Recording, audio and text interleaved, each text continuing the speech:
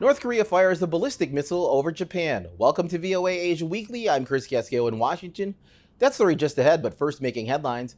The U.S. is expected to announce sweeping new restrictions that would essentially ban U.S. companies from selling cutting-edge technology to Chinese companies in an effort to slow China from obtaining semiconductors and chip-making equipment for supercomputers. Google has ended its Google Translate service in mainland China, citing low usage of one of its flagship products. The move surprised users who said they first noticed not being able to access the function over the weekend. Indonesian President Joko Widodo said he would order an audit of all football stadiums in the country. Widodo came to the city of Malang to visit relatives of the victims and those wounded in a stampede that killed at least 131 people on Saturday. Taiwan's defense minister said the island will respond to incursions into its airspace by Chinese warplanes and drones, but gave no details on specific actions. An opening ceremony marked the start of the U.S. and the Philippines' annual 2-week joint maritime exercises. About 500 Filipino and 2,500 U.S. Marines are expected to participate in drills, which include live fire exercises and amphibious landing operations in various locations in the Philippines during the exercise, nicknamed Kamandag. In response to North Korea's firing of an intermediate-range ballistic missile over Japan, on Wednesday, the U.S. and South Korea ran precision bombing exercises and launched their own series of missiles. However, the Biden administration said it remained open to dialogue with Pyongyang. VOA's chief White House correspondent Patsy Widakuswara has this report. The U.S. and South Korea launched 4 missiles off the east coast of the Korean peninsula on Wednesday morning local time, according to South Korea's Joint Chiefs of Staff. Early Tuesday, South Korean and U.S. Air Force planes conducted military drills in response to North Korea's latest missile launch. Pyongyang tested an intermediate-range ballistic missile Tuesday, believed to be the latest version of one shown at a recent military parade.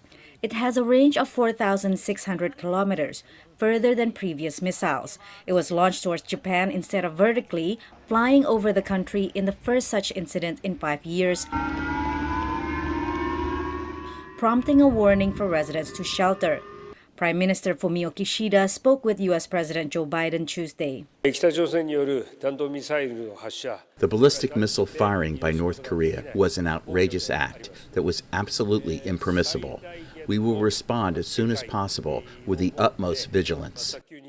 Observers say the launch is likely Pyongyang's reaction to the recent U.S., Japan, and South Korea military exercises, the first since 2017. Aircraft carrier USS Ronald Reagan arrived in Busan, South Korea last month ahead of the show of force.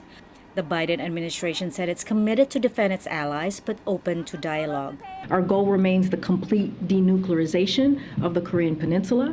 We remain prepared to engage in serious and sustained diplomacy to make tangible progress towards that end, and we remain prepared to meet with the DPRK without preconditions. The U.S. ambassador to the United Nations has called for a Security Council meeting to work to limit Pyongyang's weapons of mass destruction programs. But a strong response from the Council is unlikely because permanent members China and Russia oppose more sanctions on North Korea, leaving less leverage to pursue a diplomatic path with leader Kim Jong-un. Pyongyang recently passed a law declaring readiness to launch preventive nuclear strikes, including in the face of conventional attacks. By enacting the nuclear force policy into law, the status of our country as a nuclear weapon state has become irreversible.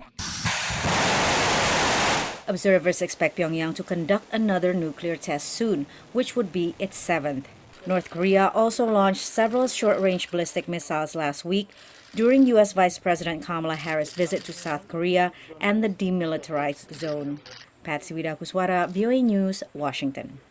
Visit voanews.com for the most up-to-date stories. You're watching VOA Asia Weekly.